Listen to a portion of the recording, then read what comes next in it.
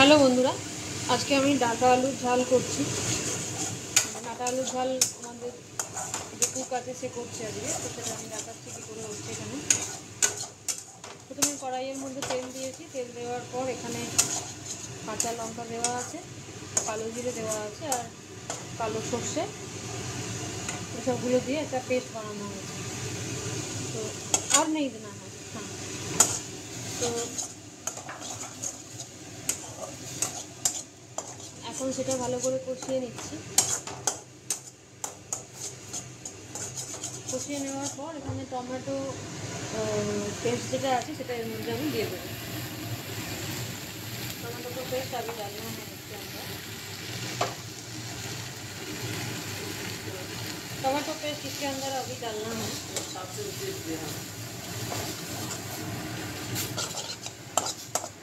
তো দেখো, এটা এখন ভালো করে কষিয়ে নিচ্ছি। এবার কষিয়ে নেওয়ার পর একটু জল দিতে হবে এখানে।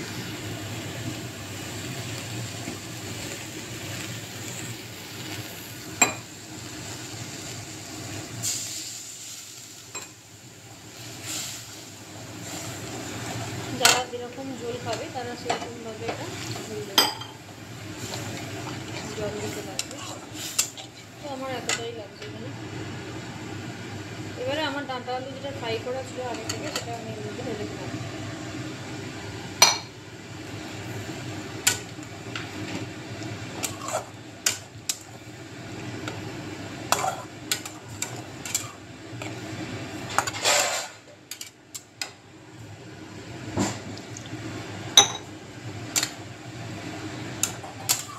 দেখো, এটা এরকম করে ঢালা অবস্থা। এবার দেখে নেবো যে এতে নুন লাগবে কিনা, চেক করে নিয়ে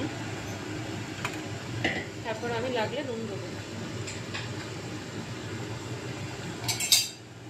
তো আমার এখানে নুন লাগবে, তো নুন এখানে নিতে হবে।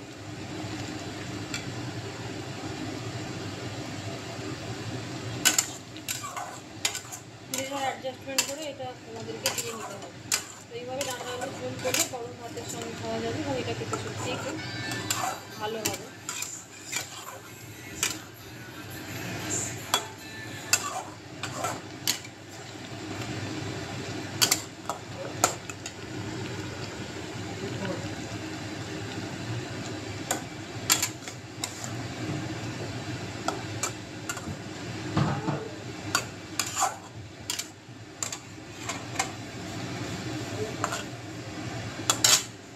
বেশিক্ষণ এটা কুক করবো না, কারণ তাহলে যে ঝোল ঝোল ব্যাপারটা আছে এটা আমার চলে যাবে।